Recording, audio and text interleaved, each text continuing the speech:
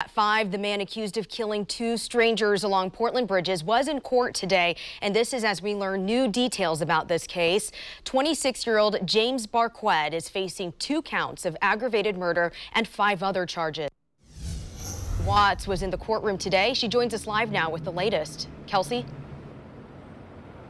Well, Liz, his court appearance was very short today, only long enough for him to plead not guilty through an attorney. And court records have just been released in this case. They're giving us a better idea of what happened, but not why. Standing behind a wall of glass, this is James Barquette facing a judge. At one point, he appears to smile during his court appearance, charged with killing 2 strangers and robbing a store at gunpoint for cigarettes. Investigators say Barquette murdered Carol Horner and Brian Hansen, who were both shot in the head. Court records show that 45 caliber shell casings were found at both scenes with the markings of SIG and auto. Horner was murdered under the Morrison Bridge Monday night, and Hansen was gunned down hours later as he walked across the Burnside Bridge. Surveillance video shows his attacker followed him as he walked, then fired a single shot. In between the 2 killings, investigators say Barquette wanted cigarettes from a nearby Chevron station. But when he went to pay, they say he pulled out a gun instead and said, "Give them to me."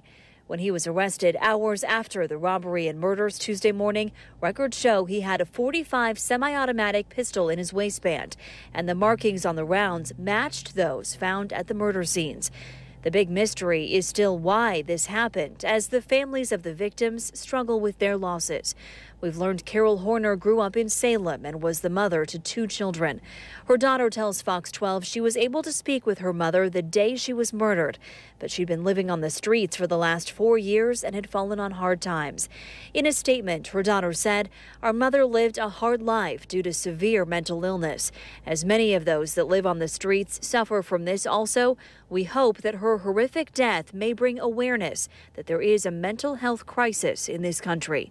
We would like to thank the many kind strangers who would lend their phone so she could call us, or who showed her kindness and mercy throughout the last few years of her life." And tonight we're also working to learn more about the second murder victim in this case, Brian Hansen.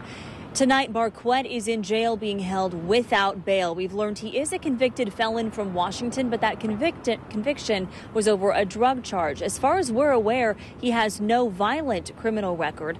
And tonight there are still a lot of questions as to why this happened. Live in downtown Portland, Kelsey Watts, Fox 12 Oregon.